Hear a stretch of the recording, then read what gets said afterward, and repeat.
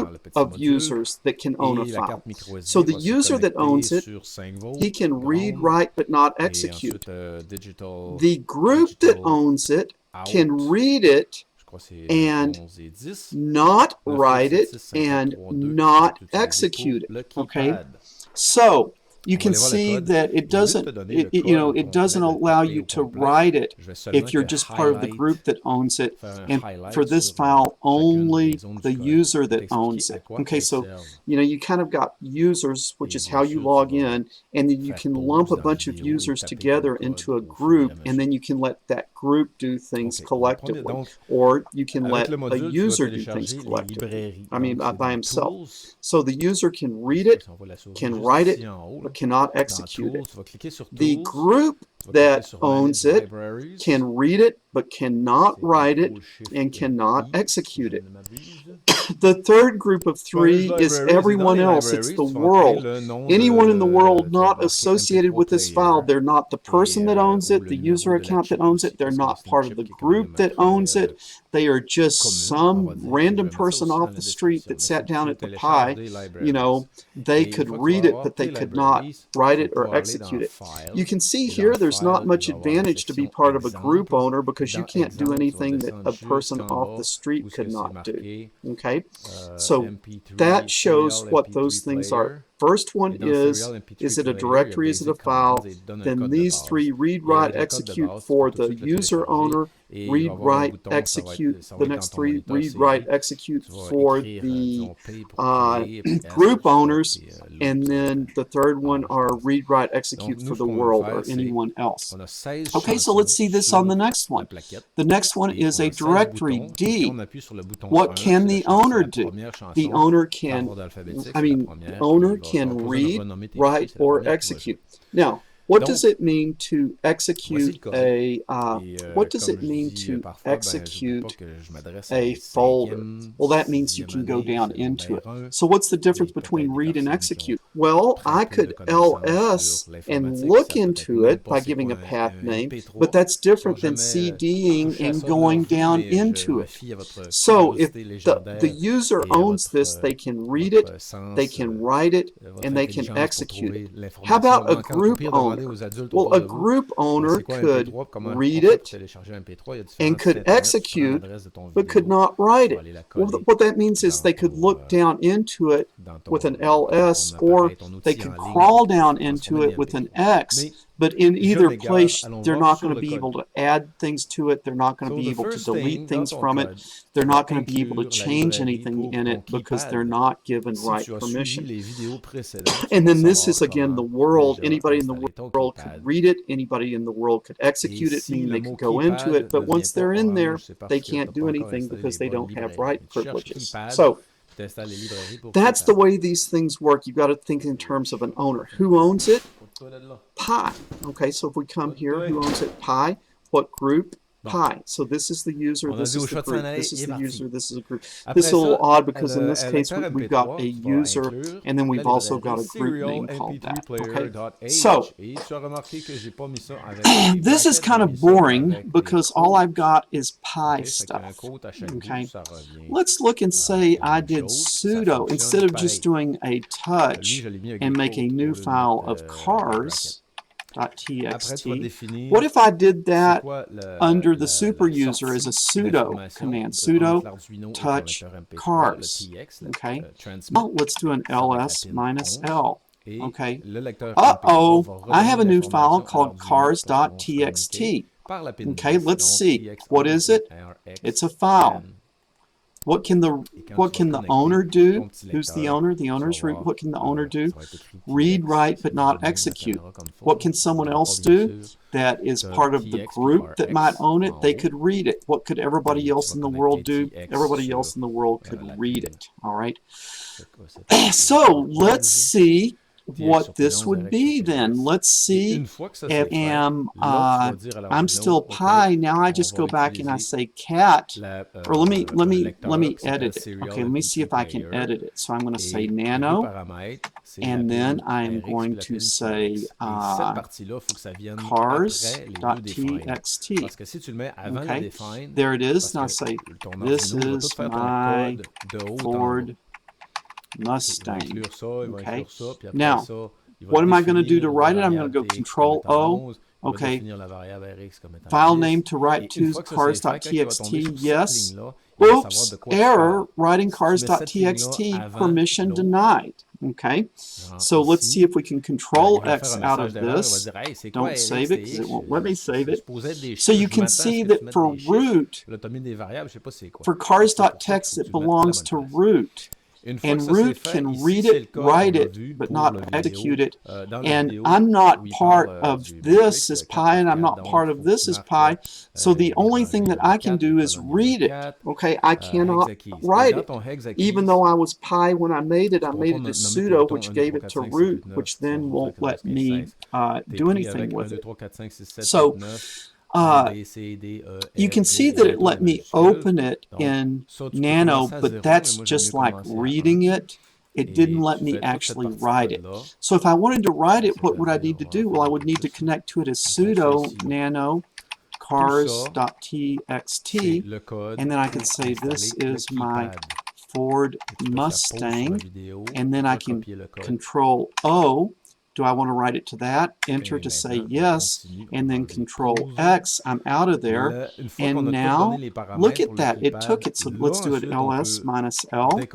Okay. And you can see that it's still the same there. But I can do a cat now, not pseudo cat, but just a cat. And I can do a cat of cars.txt. This is my Ford Mustang. Why did it let me look at it? I'm not root. Well, because everybody else in the world has permission to read it, but not write it. Okay. So this is kind of the quick overview. You've got read, you've got write, and you've got execute.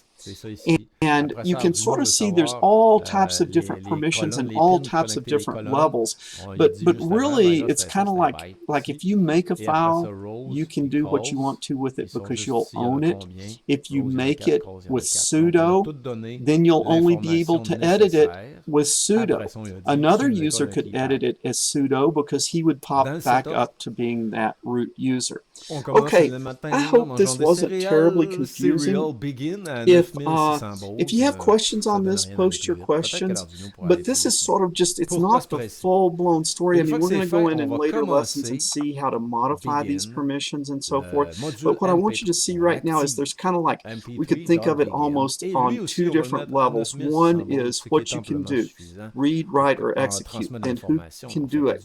And the sort of who is really, for us, it's almost like two different things. Either you're sort of a normal user who can only operate in your folder and not in other folders, or you can bump yourself up to sudo where you can do anything. So it's sort of like right now we're thinking in terms of kind of two levels. Users that can only do things in their own folders and the files that they've created, and then sudo that can do anything anywhere. Now there's millions of different machinations of that, but that's where we are now. Okay, Paul McWorther, TopTechBoy.com. I hope this helped you understand Linux permissions a little bit better. We will talk to you later. Et cette ligne-là, ça va donner les paramètres pour être capable de conduire. Hello guys, this is Paul McWorther with TopTechBoy.com, and we are here on lesson number 23, learning how to use our Raspberry Pi microcontroller and getting more and more comfortable with using Linux. If you've been here in our last few lessons, we've really started kind of getting into having more than one user on the Pi, and when you have more than one user, who gets to do what. If you create an account, we showed, and put it in the group user, that lets that person log on, kind of keeps them in their folder. They can poke around a little bit, but they really can't change other people's files, and they can't do too much mischief or too much damage to the system. I believe that it was in lesson number 21, what we learned about was how to add an admin user. When you log on as Pi, the default login, you're basically an admin user by using the sudo command. You can do all types of mischief.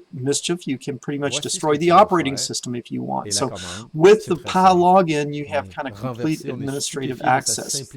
But as we got into that, kind of like a user, a person being a user versus a person being an administrative user, you sort of get into the whole idea of permissions, and different files and different folders have different permissions.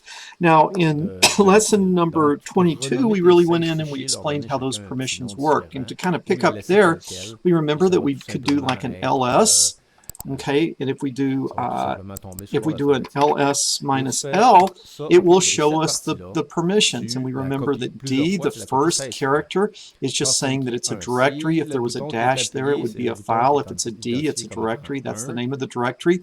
And then the next three tell us what the permissions are for the owner. RWX means the person the owner can read the file, can write the file, and can execute the file. Okay, the next group of three would be the group owner. Okay, you have the owner, the user that owns it, then you have a group that owns the file. And for the group owner on this one, he could, or someone in that group could only read it or execute it, but couldn't write it, which means they couldn't go in and mess it up or change it.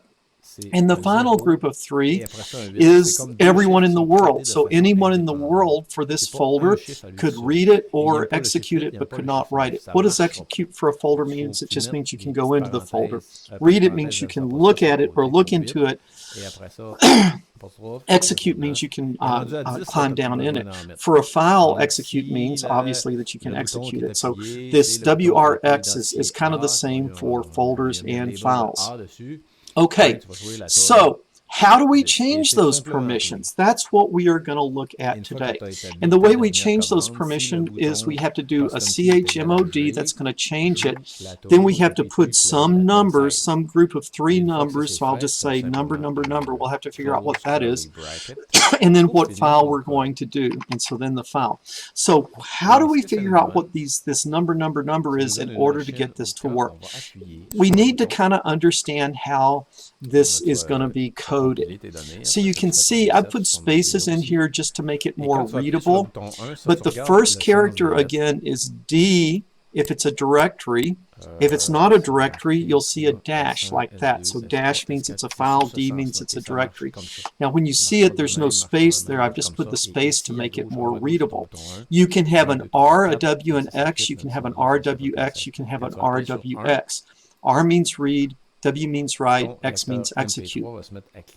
Remember how I said you had to put three numbers back over here?